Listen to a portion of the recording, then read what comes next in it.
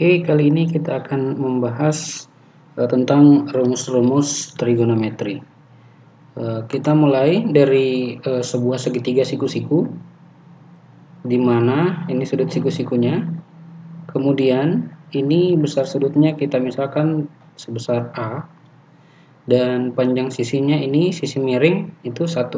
Dengan menggunakan definisi dari sin dan cos, maka saya bisa dapat sisi yang ada di depan sudut A itu panjangnya pasti sama dengan sin A.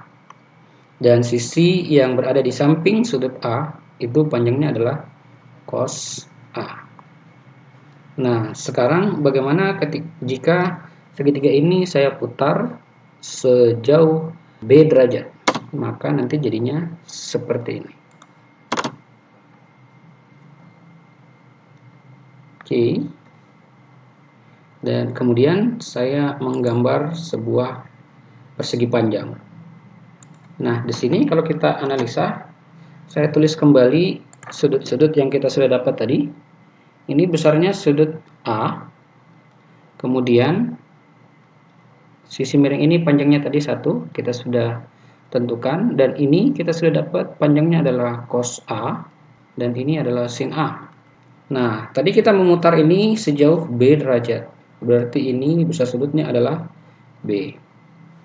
Nah, sekarang saya coba menganalisa lagi. Saya ingin mencari besar sudut-sudut yang lain yang mungkin bisa membantu saya untuk menjawab apa yang akan kita cari nanti. Nah, di sini karena ini adalah persegi panjang, maka ini siku-siku. Di atas ini juga siku-siku, dan ini juga siku-siku. Nah, berdasarkan segitiga yang di bawah, karena di sini B, kemudian di sini 90 derajat, maka besar sudut ini itu sudah pasti 90 dikurangi B. Ini karena setiap jumlah sudut dalam segitiga itu 180. Nah, kemudian ini tadi siku-siku. Ini kalau kita jumlahkan ketiga sudut yang ada di sini nih, yang ini, dan yang ini, dan yang ini, itu jumlahnya adalah 180 derajat. Nah, karena di sini 90 kurang B dan di sini adalah sudut siku-siku, maka bisa dipastikan bahwa besar sudut ini itu adalah B derajat. Nah, selanjutnya perhatikan kembali sudut yang ada di bawah. Ini besar sudutnya A dan ini besar sudutnya B. Berarti sudut ini besar sudutnya adalah A tambah B.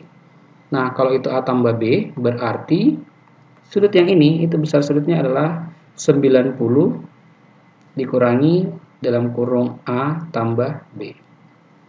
Nah, karena ini sudut siku-siku, kita bisa mencari besar sudut yang lain, yaitu besar sudut ini. Nah, karena di sini 90 kurang A tambah B, dan di sini sudut siku-siku, maka bisa dipastikan besar sudut ini adalah A ditambah B. Oke. Nah, sekarang saya coba hilangkan yang saya tidak butuh.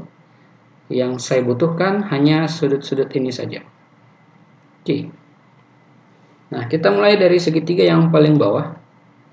Nah, di sini kita punya segitiga di mana ada sudut B dan sisi miring dengan panjang cos A. Nah, kita kembali gunakan aturan sinus, maka sisi yang ada di depan ini itu kita bisa gunakan aturan sinus, maka saya dapat sin B itu sama dengan sisi depan per sisi miring. Nah, di sini sisi depannya kita belum tahu, nah itu yang kita mau cari. Terus sisi miringnya adalah cos A.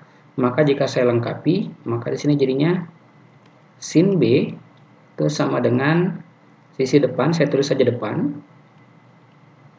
per sisi miringnya cos A. Maka saya bisa dapat untuk sisi depan itu sama dengan sin B kali cos A. Oke, ini saya masukkan ke dalam segitiga. Selanjutnya kita mencari sisi yang ada di samping. Dengan menggunakan aturan cos, maka saya bisa dapat cos B itu sama dengan samping per miring. Nah, di sini sampingnya kita belum tahu samping, dan miringnya itu adalah cos A, dan di sini ada cos B. Maka panjang sisi samping itu adalah cos A dikali cos B. Maka saya langsung tulis di sini, ini panjangnya adalah cos A dikali cos B. Oke, itu untuk segitiga yang di bawah. Nah, sekarang kita coba telusuri lagi segitiga yang paling kecil di sini. Nah, ini besar sudutnya B dan sisi miringnya itu panjangnya adalah sin A. Nah, kita gunakan lagi aturan pertama, kita gunakan aturan sin. Ini supaya lebih cepat, saya misalkan ini saja dengan Y, dan ini saya misalkan dengan X. Maka saya bisa dapat sin B, untuk sin B itu adalah sisi di depan, yaitu Y, per sisi miring. Ya, ini panjangnya sisi miring adalah sin A.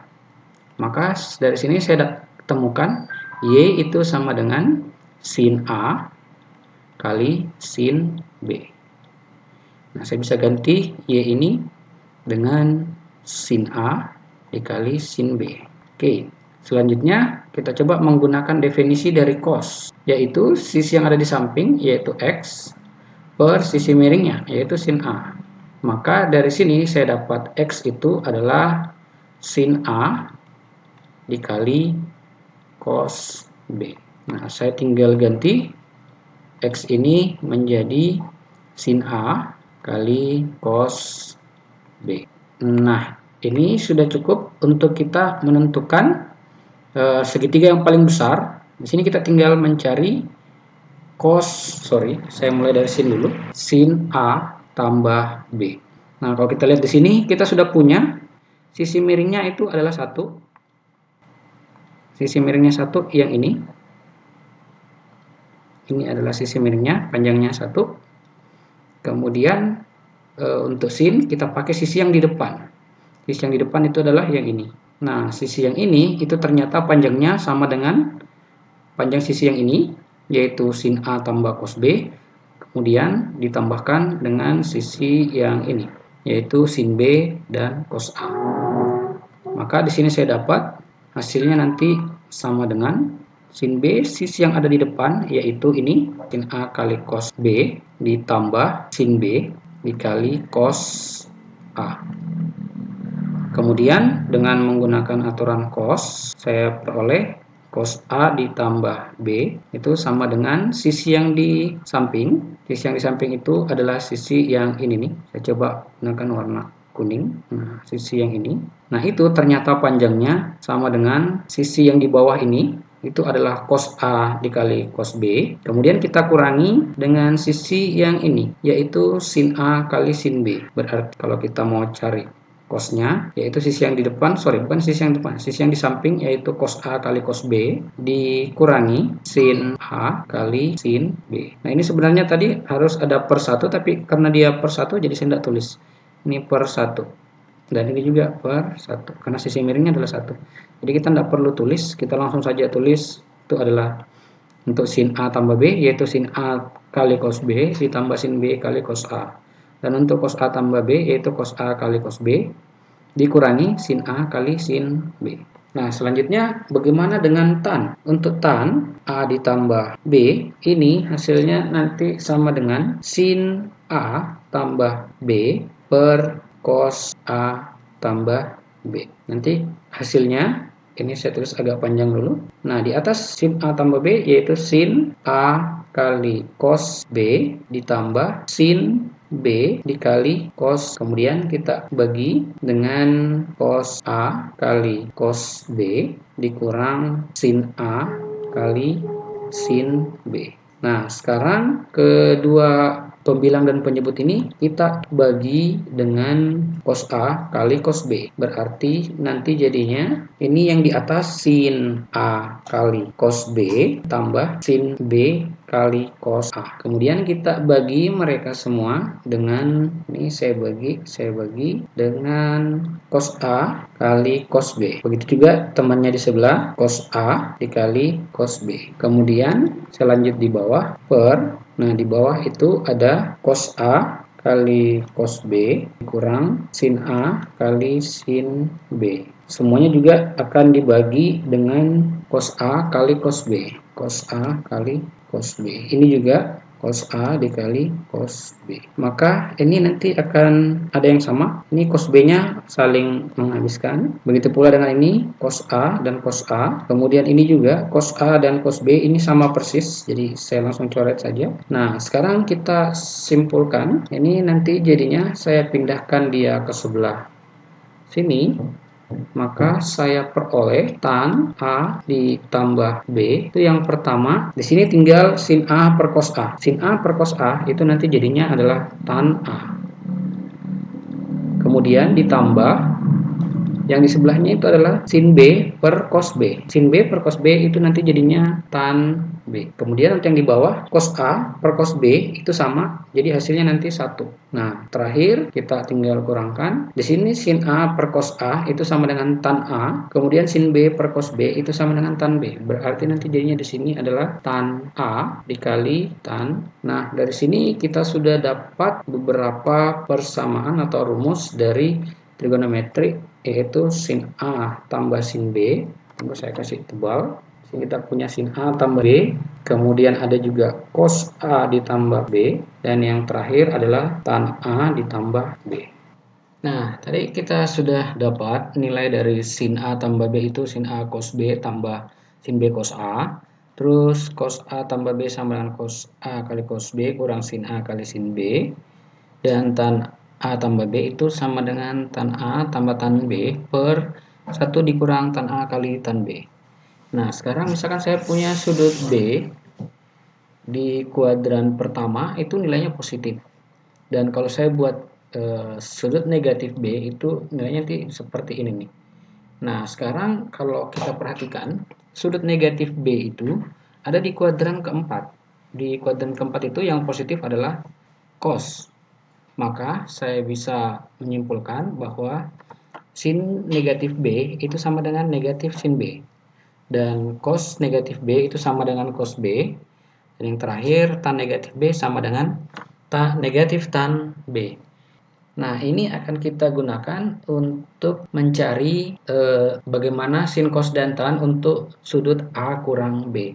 Saya mulai dari sin. Sini saya punya sin A kurang B. Nah, ini saya bisa ubah menjadi sin dalam kurung A tambah negatif B. Nah, ini nanti jadinya itu sama dengan sin A dikali cos negatif B ditambah sin negatif B dikali cos A. Nah, ini nanti hasilnya cos B itu tetap positif ya. Sedangkan ini sin B jadinya nanti negatif sin B. Maka nanti terakhirnya akan berubah menjadi sin A kali cos B. Nah, ini tandanya berubah menjadi kurang sin B kali cos A. Itu untuk sin A kurang B. Nah, selanjutnya untuk cos perlakuannya juga sama. A kurang B itu saya ubah menjadi cos A ditambah negatif B. Nah, ini nanti jadinya cos A kali cos dalam kurung negatif B, kemudian dikurang sin A dikali sin negatif B. Nah, seperti yang tadi, ini tetap positif dan ini berubah menjadi negatif. Maka kalau itu negatif, nanti ketemu dengan negatif jadi positif. Maka nanti jadinya cos A kali cos B ditambah sin A kali sin B. Ini untuk cos A kurang B. Nah, untuk tan, dia perlakuannya juga sama. A kurang B itu sama dengan tan dalam kurung A ditambah negatif B. Ini saya lanjutkan saja terus ke sana. Maka nanti jadinya tan A ditambah tan negatif B per 1 dikurang tan A kali tan negatif B. Nah, kalau kita lihat tadi tan negatif B itu sama dengan negatif tan B, maka ini nanti berubah menjadi negatif tan B. Ini juga jadi negatif tan. Nah, kalau ini negatif ketemu dengan negatif, nanti ininya berubah menjadi positif ya. Dan ini negatif ketemu dengan positif, berubah menjadi negatif.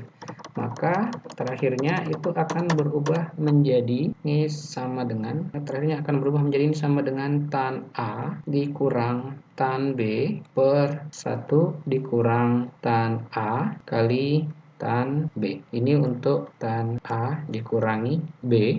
Nah, saya coba gabung semuanya, maka akan menjadi seperti ini. Nah, di sini kita sudah dapat sin, cos, dan tan untuk sudut A kurang B. Jadi kita sudah punya lengkap untuk sudut A tambah B dan sudut A kurang B. Nah, sekarang kita lanjut bagaimana menerapkan rumus ini di dalam soal-soal trigonometri. Kita lanjut ke contoh soal.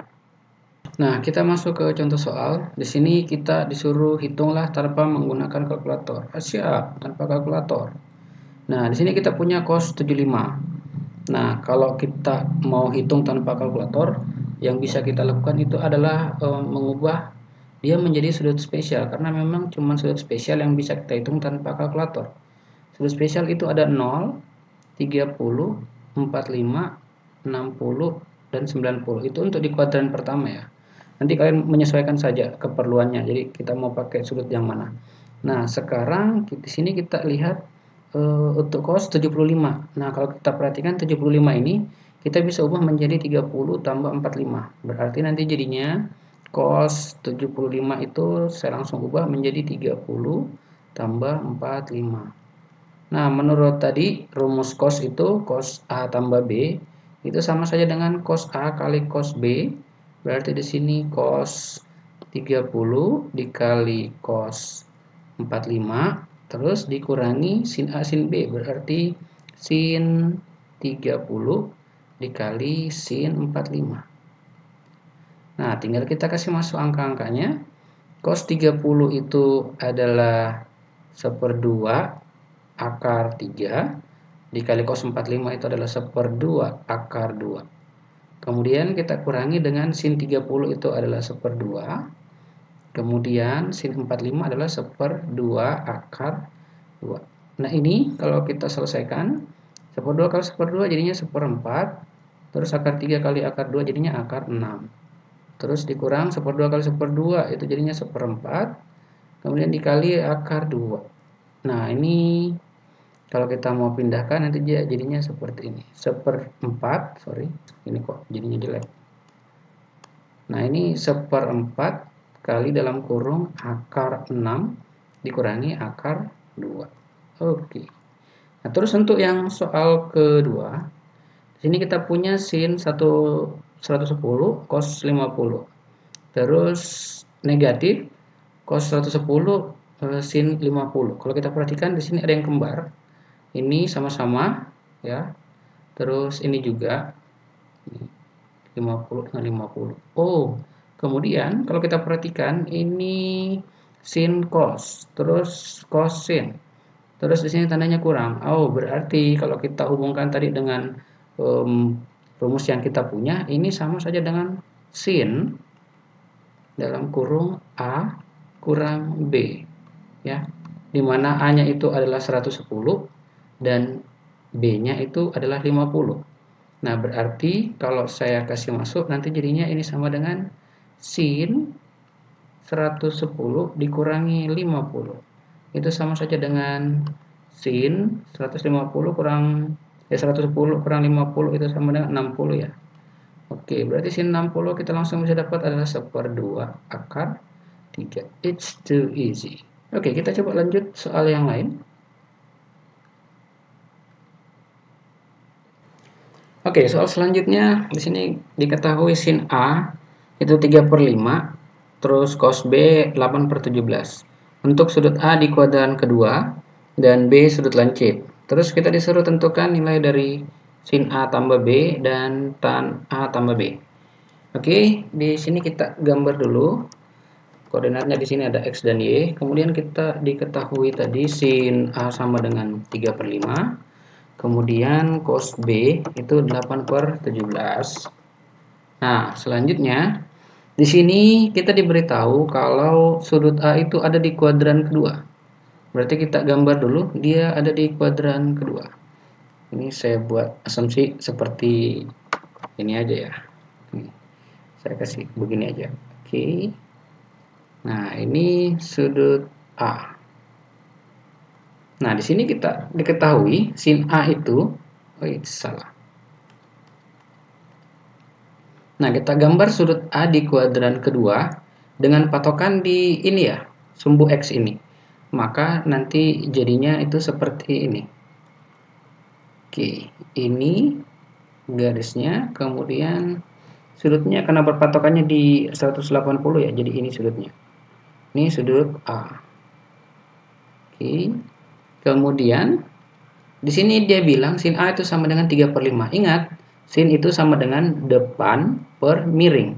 Nah, berarti saya harus tambahkan lagi garis bantu di sini. Oke, untuk membantu kita.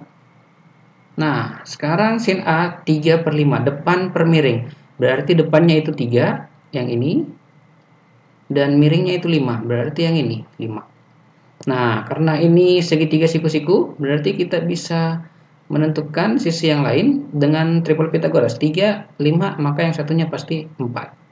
Nah, tapi ingat, ini adalah sumbu X dan dia ada di kuadran kedua, maka nilai 4 ini adalah negatif. Oke. Nah, selanjutnya kita tinjau sudut B, itu lancip. Berarti kalau sudut lancip, dia ada di kuadran pertama. Nah, anggap dia seperti ini. Nah, ingat patokannya kita tetap ke bawah, berarti sumbu X. Di ini sudut B, nah, kemudian dia bilang cos B itu sama dengan 8/17. Cos itu adalah samping per miring. Berarti saya buat lagi garis bantu di sini. Nah, kemudian saya kasih masuk cos B 8/17, sampingnya itu 8. Berarti di samping sudut B 8, berarti yang ini 8. Kemudian per miring 17. Berarti yang miring itu yang ini, itu panjangnya 17.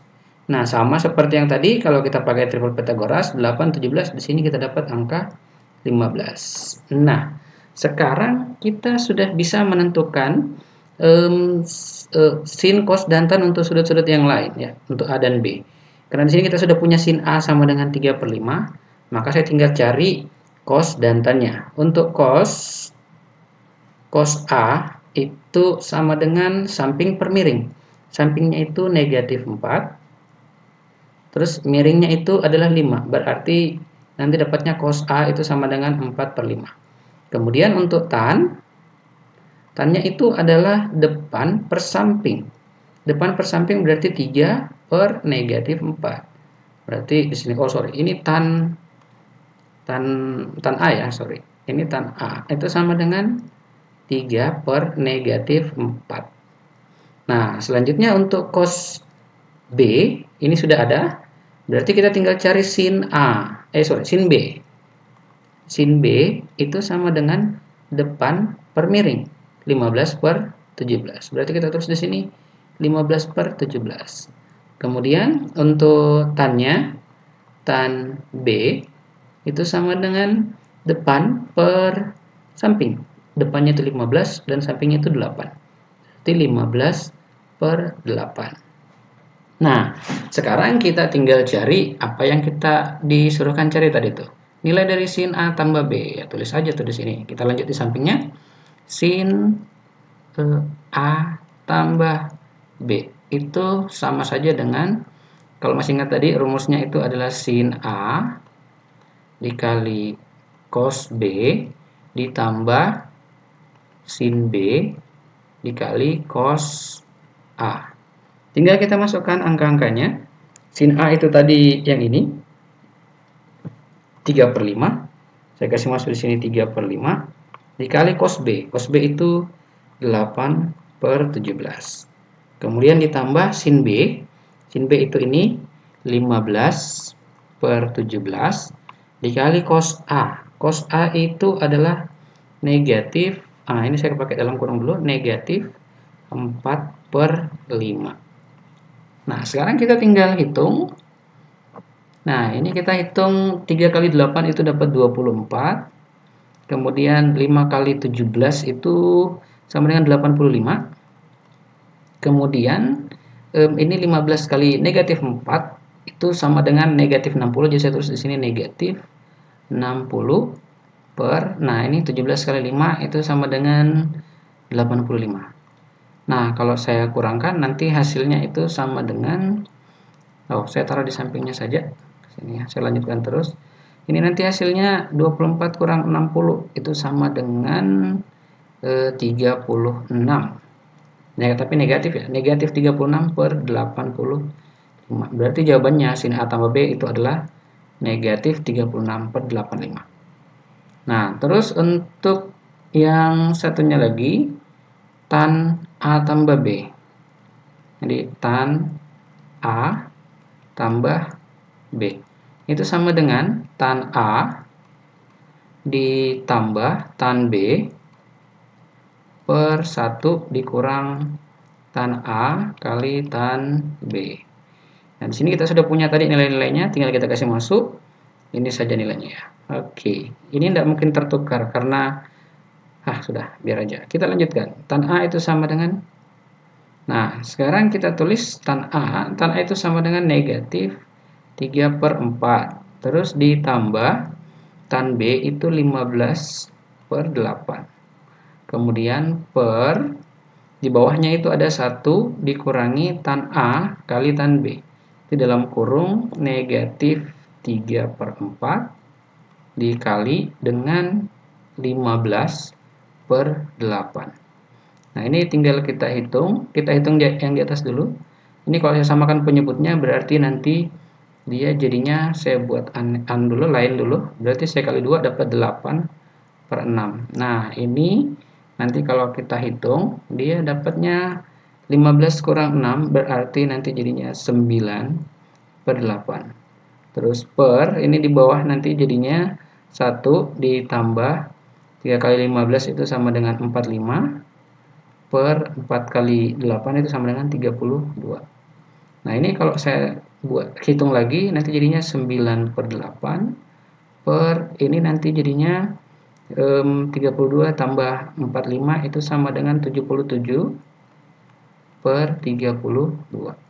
Nah, ini kita bisa buat dia menjadi 9/8 dikali di atasnya 32, di bawahnya itu 77. Atau sama dengan, ini saya bisa coret 8 dengan 32 kita bagi 8 dapat 4, ini dapat 1 ya.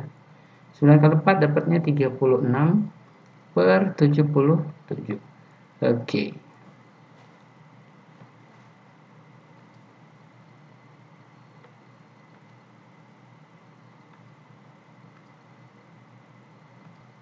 Oke, soal selanjutnya di sini kita diberikan sin alfa itu sama dengan 5/13. Kemudian sin B itu 3/5. Nah, di sini harus diperhatikan sudutnya. Dengan sudut A itu lancip. Kalau dia lancip itu berarti dia ada di kuadran pertama. Kemudian B itu sudut tumpul. Ingat sudut tumpul itu artinya di antara 90 sampai 180. Ini berarti ada di kuadran kedua. Oke, nah sekarang kita tinggal mengecek. Saya gambar dulu diagram kartesiusnya. Nah, di sini X dan di sini Y. Kemudian yang sudah diketahui itu ada sin alfa di kuadran pertama. Jadi saya tulis di sini sin alfa itu sama dengan 5/13. Kemudian di sini itu ada sin beta. Sin beta itu sama dengan 3/5 ya. 3/5 ini dulu. 3/5. Dia ada di kuadran kedua karena dia sudut tumpul. Nah, sekarang saya gambar dulu mulai dari sudut alfa. Sudut alfa dia ada di posisinya kira-kira seperti ini. Kemudian ini sudut alfa. Karena di sini dia sudah bilang sin alfa itu 5/13, maka ini saya coba tambahkan garis bantu dulu supaya dia jadi segitiga.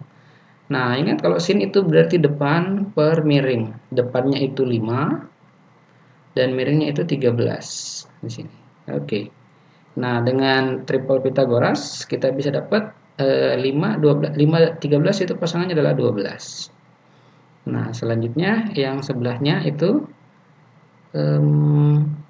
ada sin B. Dia nilainya 3/5. Jadi kita anggaplah dia ada di sini nih. Sin B. Ya. Jadi sudut B-nya ini. Oke, dia ada di kuadran kedua. Nah, terus kita juga sudah dikasih tahu kalau sin B itu 3/5. Saya kasih bantuan lagi di sini ya sama. Sin itu depan per miring, depannya itu 3 dan miringnya itu 5.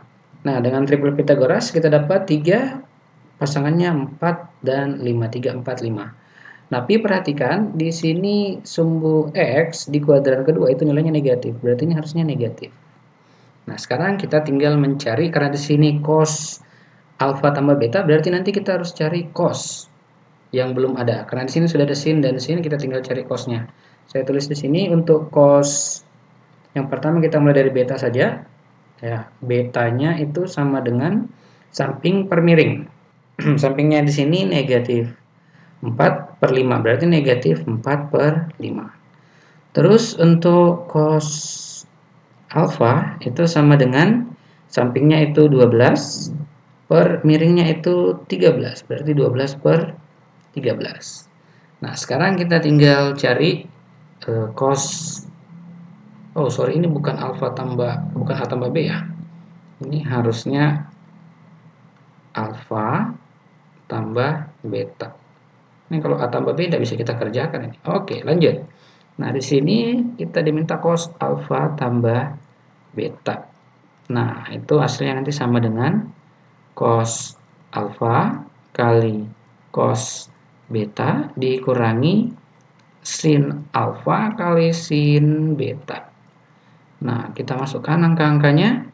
Tadi cos alfa, kita cari cos alfa itu ternyata ini 12 per 13. Oke.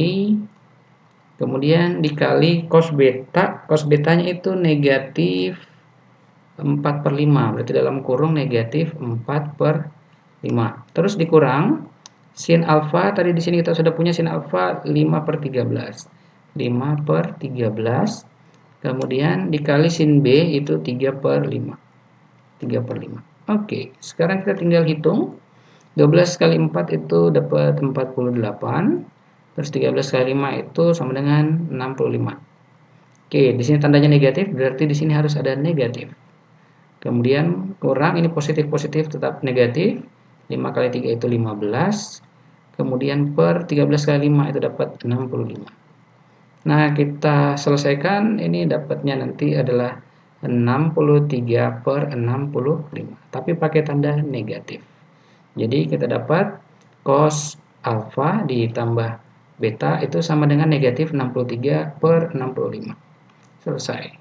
Oke, jika mungkin dalam video ini ada yang tidak kamu mengerti, atau mungkin kamu punya soal seputar materi kita, entah itu hari ini atau tentang materi sebelum-sebelumnya, jangan sungkan ya, silakan hubungi saya lewat nomor yang ada di grup. Oke, saya kira cukup untuk hari ini. Untuk pertemuan selanjutnya saya akan berikan soal-soal latihan tentang materi kita yang hari ini, yaitu sin konstan untuk sudut A tambah B dan A kurang B.